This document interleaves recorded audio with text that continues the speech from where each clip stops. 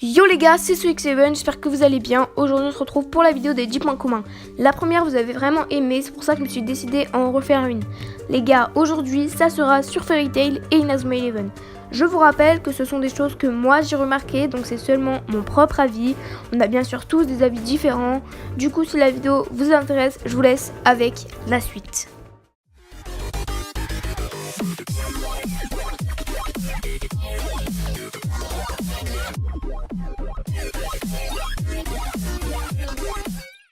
Numéro 1, José, le maître de Phantom Lord, a quelques traits de ressemblance avec Riley Jam, un joueur de la Royal Academy. Numéro 2, Doriath qui apparaît dans l'arc La Flamme Éternelle de Fairy Tail ressemble à Darren Coat d'Inazuma Eleven. Numéro 3, Grateful Buster de Fairy Tail est un mage qui utilise la glace et c'est l'un des personnages principaux. Dans Inazuma Eleven, c'est Sean Frost qui utilise la glace et c'est aussi un des personnages principaux. Numéro 4, Natsu Dragnir est un mage qui utilise le feu et c'est aussi l'un des personnages principaux de Fairy Tail, tout comme Axel Blade dans Inazuma Eleven. Numéro 5, Natsu Dragnir et Mark Evans retrouvent chacun une personne importante pour eux. Pour Natsu, son père, et pour Mark, son grand-père. Et ces retrouvailles se passent chacune en fin de saison dans les deux animés. Numéro 6, Wendy Marvel est la plus petite du groupe principal. De plus, elle apparaît dans l'arc Oration 6, un des plus importants de Fairy Tail. Tout comme Austin Hobbs qui apparaît dans la saison 3, une des plus importantes d'Inazuma Eleven.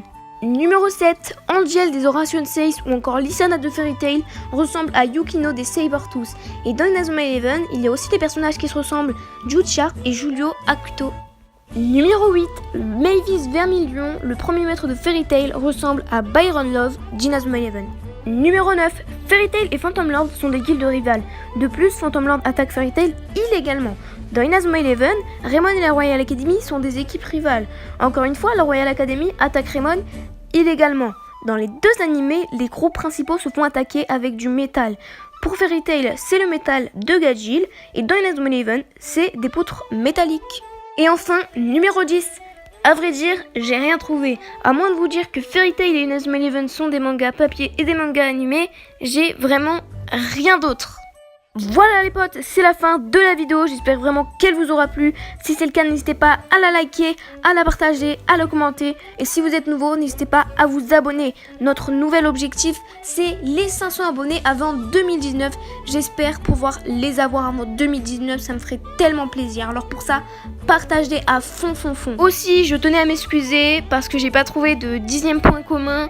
Mais comment vous dire que ça fait 1 mois et demi que je suis sur cette vidéo. Et en 1 mois et demi, j'ai pas réussi à trouver de 10e, c'était trop compliqué, mais j'espère vraiment que ça vous dérange pas. J'ai vraiment mis 1 mois et demi à faire cette vidéo, du coup j'ai fait de mon mieux. Les gars, moi je vous dis à la prochaine, c'était SoX7, d'ici là portez-vous bien, allez, ciao.